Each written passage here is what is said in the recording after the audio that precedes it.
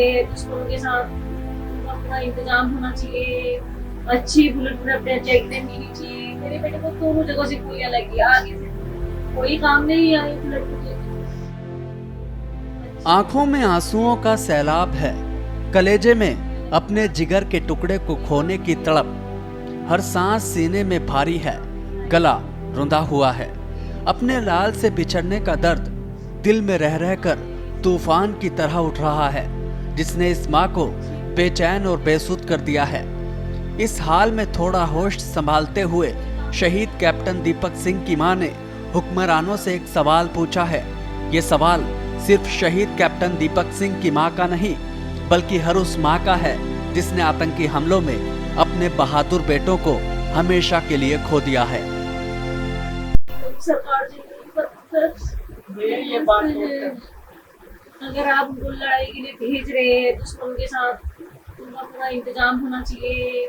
अच्छी bullet proof जैकेटें मिलनी चाहिए। मेरे बेटे को दोनों जगह से गोलियां लगी, आगे से कोई काम नहीं आई बुलेट प्रूफ जैकेट, कोई काम नहीं आई उसकी। मेरी सरदार से यही विनती है, सब माओं का दिल एक सा होता है, सबके लाल एक सा होते हैं।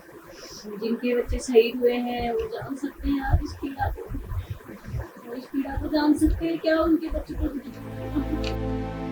देवभूमि के शूरवीर शहीद कैप्टन दीपक सिंह को जन्म देने वाली मां पूछ रही है कि जब बेटे ने बुलेट प्रूफ जैकेट पहनी हुई थी तो शहीद बेटे के सीने और पीठ में दोनों ओर से बंदूक की गोलियां पार कैसे हो गई। शहीद कैप्टन दीपक सिंह की मां ने बुलेट प्रूफ जैकेट की क्वालिटी को लेकर सवाल खड़े किए हैं।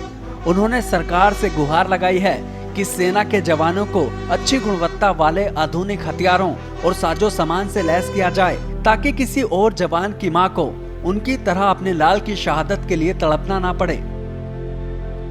सरकार ये बात अगर आप उनको लड़ाई के लिए भेज रहे हैं दुश्मनों के साथ, उनका पूरा इंतजाम होना चाहिए।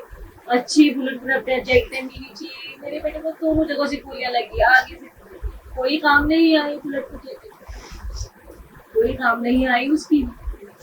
मेरी सरदार से यही विनती है, सब माओं का दिल एक सा होता है, सबके लाल एक सा होते हैं। जिनके बच्चे शहीद हुए हैं वो जान सकते हैं आप इस पीड़ा को, वो इस पीड़ा को जान सकते हैं क्या उनके बच्चों को। इस मां ने अपनी कोख से एक सूरमा को जन्म दिया था, जिसने वतन पर बुरी नजर डालने वालों को मिटा देने की सौगंध खाई थी। आतंकियों की किसी गोली में वो ताकत नहीं थी जो शहीद कैप्टन दीपक सिंह के सीने को छलनी कर सके। लेकिन देश के स्वतंत्रता दिवस से ठीक एक दिन पहले ऐसा हुआ। 14 अगस्त को जम्मू कश्मीर के डोडा में आतंकियों से मुठभेड़ के दौरान कैप्टन दीपक सिंह शहीद हो गए। कैप्टन दीपक सिंह आतंकियों को सबक सिखाने के लिए पूरी तरह तैयार थे, हथियारों से लैस भी थे। लेकिन शहीद की मां का कहना है कि बुलेट प्रूफ जैकेट पहने होने के बावजूद भी कैप्टन दीपक सिंह को गोलियां लगी। कहने के लिए तो बुलेट प्रूफ जैकेट ने कैप्टन दीपक सिंह को पूरी तरह प्रोटेक्ट किया हुआ था, लेकिन आतंकियों की बंदूक से निकली गोलियां बुलेट प्रूफ जैकेट को भेदते हुए कैप्टन दीपक सिंह के सीने और पीठ में उतर गई। शहीद कैप्टन दीपक सिंह की मां का कहना है कि अगर बुलेट प्रूफ जैकेट की क्वालिटी अच्छी होती तो शायद आज उनका बेटा जिंदा होता और आतंकियों को उनके अंजाम तक पहुंचा चुका होता। सरकार ये बात अगर आप उनको लड़ाई के लिए भेज रहे हैं दुश्मनों के साथ, उनका पूरा इंतजाम होना चाहिए। अच्छी बुलेट प्रूफ जैकेटें मिलनी चाहिए। मेरे बेटे को दोनों जगह से गोलियां लगी, आगे से कोई काम नहीं आई बुलेट प्रूफ जैकेट, कोई काम नहीं आई उसकी। मेरी सरदार से यही विनती है, सब माओं का दिल एक सा होता है, सबके लाल एक सा होते हैं। जिनके बच्चे शहीद हुए हैं वो जान सकते हैं आप इस पीड़ा को, वो इस पीड़ा को जान सकते हैं क्या उनके बच्चों को। जम्मू कश्मीर में आतंकी घटनाएं बढ़ती ही जा रही हैं। कश्मीर में धारा 370 हटने के बाद से इस साल सबसे ज्यादा आतंकी वारदातें हुई हैं। घात लगाकर कायराना हमला करने वाले आतंकी सेना के जवानों को लगातार निशाना बना रहे हैं। इस तरह के आतंकी हमलों में कई जवान शहीद हो चुके हैं। कठुआ में हाल ही में हुए आतंकी हमले में देवभूमि के 5 जवान शहीद हो गए थे। वहीं अब डोडा में आतंकियों से मुठभेड़ के दौरान देहरादून के लाल कैप्टन दीपक सिंह भी शहीद हो गए।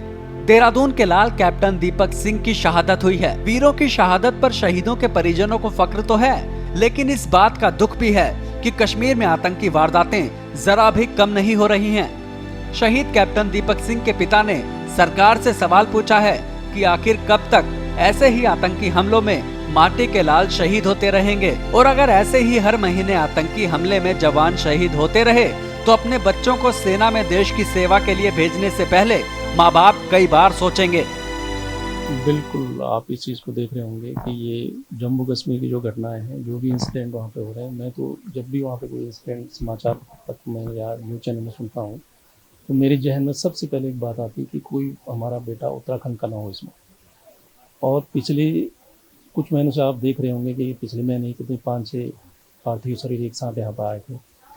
तो अगर इस प्रकार की घटना अगर हर महीने आपको अगर देखने को मिलेगी तो जो माँ बाप हैं जिनका एक अपने बच्चों को देश की सेवा में भेजने के लिए वो तत्पर रहते हैं, तो थोड़ा एक उनको भी सोचने को मजबूर हो जाएंगे।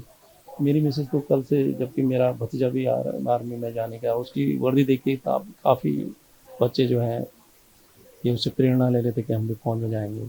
तो इस प्रकार की घटना देख के थोड़ा सा क्वेश्चन मार्क लगता है। पाकिस्तान की सरपरस्ती में पलने वाले आतंकी पाक सेना और आईएसआई की बदौलत आधुनिक हथियारों से लैस होते जा रहे हैं।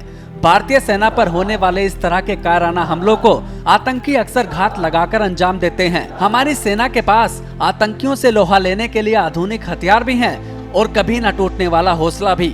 सर्च ऑपरेशन के दौरान हमारी सेना आतंकियों को चुन चुनकर जहन्नुम तक पहुंचा देती है, लेकिन हकीकत ये है कि अचानक होने वाले इस तरह के हमलों में हम अपने कई जवानों को खो चुके हैं।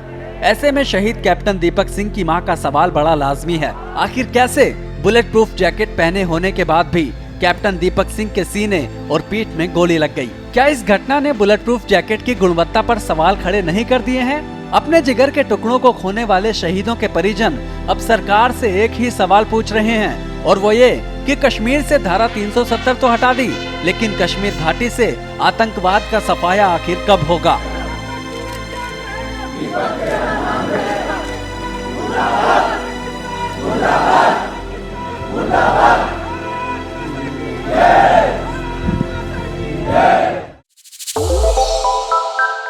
श्रेष्ठ उत्तराखंड पर खबरों से जुड़े रहने के लिए चैनल को सब्सक्राइब और लाइक करें, बेल आइकन दबाएं और देखते रहें श्रेष्ठ उत्तराखंड।